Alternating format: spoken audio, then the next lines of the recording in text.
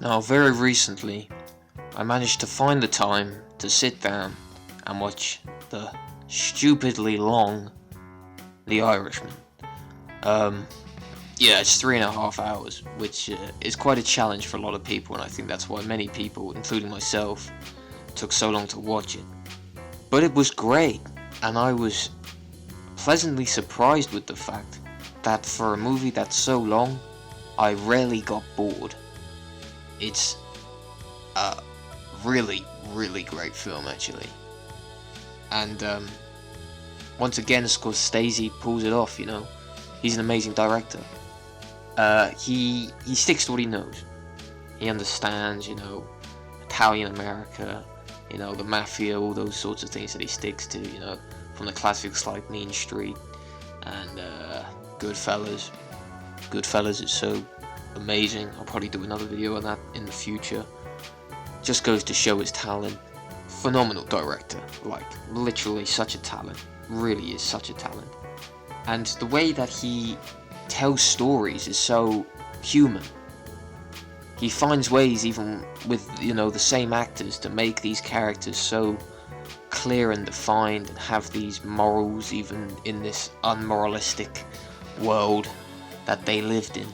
It's just a great filmmaker, really is. And you know he's a great filmmaker and not just good at these films because he's made other films, you know, from recently like Silence, Shutter Island and Gangs of New York. They're all amazing films. Amazing films. Because he's smart, he knows who fits roles, he knows whose stories to tell. Just an amazing job. Really was. It was a tough year last year at the Oscars, and it's a shame The Irishman didn't win more. But I thought it was fantastic, and it's a story that I didn't really know. I know a few stories of the mafia and stuff, but it's nothing I've ever been, you know, super interested in. But hearing about these people, you know, it made me look it up and made me look more into it because it was really quite amazing. From Frank Sheridan to what's his name?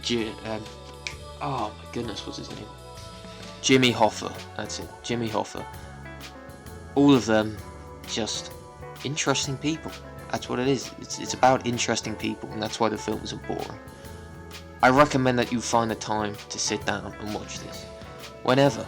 It's really good, and it's not overly violent, but the violence that's in it is done to perfection. I think really great and really sort of down to earth and not this unrealistic movie expectation which a lot of people are going towards now, which I really like.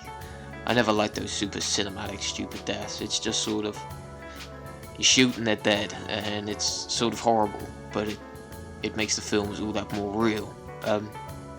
Don't really want to spoil what happens to some of these people, but well, I think you can gather. But yeah, it's just a really great film, and I was pleasantly surprised, like I say, the ability to make such a long film and make it so enjoyable. Do I think it was a smart move? No, not necessarily, because to a casual audience, even though it's on Netflix, a lot of them are going to be like, I'm not interested in a film that is that long, which is fair enough, I think. You know, people don't have much time on their hands, you know. He could have cut down the film probably by an hour, but would it have the same effect? Probably not. I think maybe at the end he could have cut off some things that felt like, you know, you were kind of like, okay, where's the ending now? Even like, I think partway through the film I was like, this has been going on for a while, and I had a look and it wasn't even halfway through. So yeah, that goes to show, but still, even looking beyond that, it's a good film. And often with films, even if, you know, they're 90 minutes or even less, you can get very boring films, but it finds a way to keep the film entertaining, even in, you know, the majority of the film is just people talking to each other, but still Scorsese finds ways to keep you, you know, involved in the loop and wanting to keep watching and find out what happens, which just shows his skill. Really great stuff. And the whole cast really talented. Robert De Niro, Joe Pesci as always is amazing. Just everyone and all the side characters, and Stephen Graham. You know, whenever I see him, I'm like, oh, those are total This Is England vibes. But he still manages to bring them out, but he still manages to bring an amazing performance, even as this Italian American. People are often comparing it to Goodfellas. Is it as good as Goodfellas? No, it's not as good as Goodfellas. But it's a damn good sort of reincarnation of it. In a way.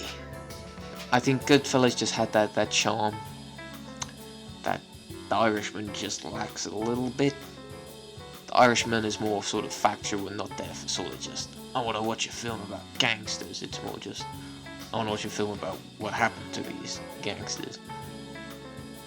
Which works in its favour, you know, and people are saying like, oh, he's just making another Goodfellas. That's not true.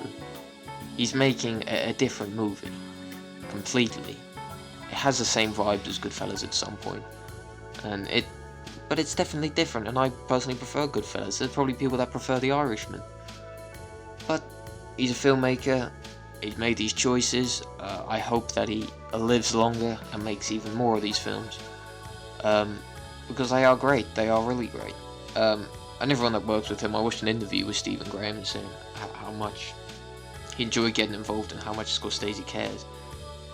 It's because Scorsese is an amazing filmmaker. And though he's not one of the people that I'm like, oh yes, Scorsese's making another film, whenever he does release these films and I watch them, I think, you know what, I should be like that, because he is so damn good, and he's so well known. Just from day one, since Taxi Driver, this man's a legend. And check out The Irishman, find the time, like I say, you won't regret it, it's good, it's really good.